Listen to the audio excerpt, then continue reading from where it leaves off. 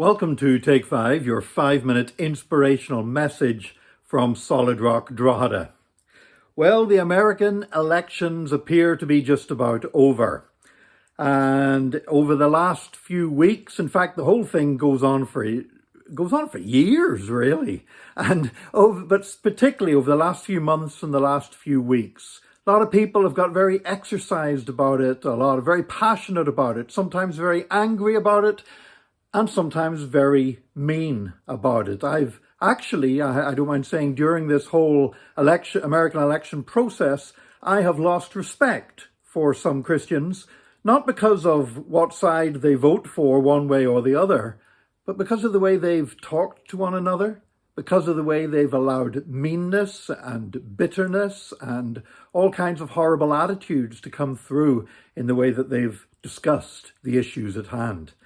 Now, it looks like the election has pretty much come to a conclusion. And you know what? You may notice that during this time, if you followed my social media feeds, I've not given an expression of preference for one party or candidate or another. I'm very vocal on particular issues where I believe gospel principles are at stake. But I don't get involved in party politics, and I don't owe loyalty to a political party or a candidate. The reason being because I don't want anything to distract from my loyalty to spreading the gospel of Jesus Christ or to hinder my effectiveness in sharing that gospel. Now, one thing I do know is that on both sides of the political fence, there will be those who are going to be having to find new places to live. They're going to be having to find new jobs. I know myself, having served on a church council on a number of occasions to do with our denomination, that I've had to step down after 4 years on the council because of term limits. And it can sometimes be tremendously hard that one moment you're at the center of everything that's taking place, and then a day later you're on the outside again.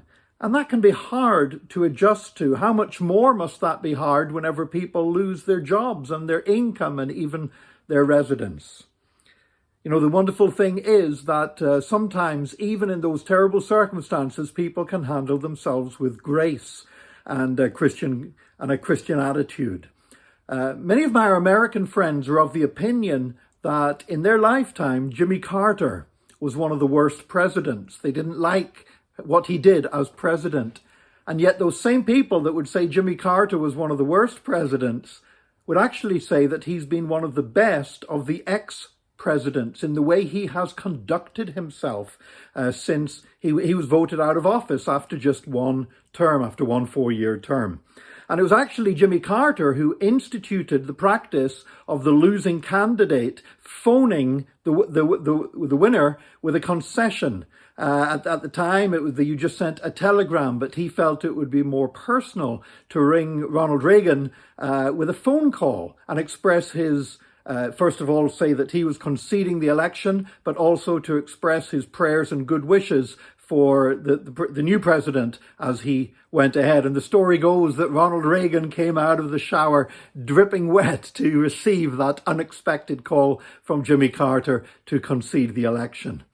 Now, Jimmy Carter has, of course, gone on after he was president, but he has gone on to work extensively with Habitat for Humanity, building housing for low-income people that could not otherwise afford homes. And he's also continued to teach a Sunday school class in his Maranatha Baptist Church in Plains, Georgia. In fact, even at 94 years of age, he was still teaching that Bible study class. And such is the respect that he's held in the surrounding community that although that church has about 30 members, on the Sundays when Jimmy Carter teaches the Sunday school class, there's about 450 people turn up to receive the word from him. So he's shown that there is life after politics, and that people, whether they are winners or losers in the political realm, they can continue to represent Jesus well in their personal lives. And you know what? We may never have that experience of what it is to be voted into office or to be voted out of office. But we should realize that there are things that matter more than success in the public eye. And one of those is how we conduct ourselves, and that we speak in a Christ-like way, and that the way we behave will continue to give glory to God, whether we are in prominence or whether we are in obscurity. May God help us today to be good representatives for Jesus, because we are his ambassadors, and God will help us to do that. Join us again tomorrow for another Take 5, your 5-minute inspirational message from Solid Rock Drogheda.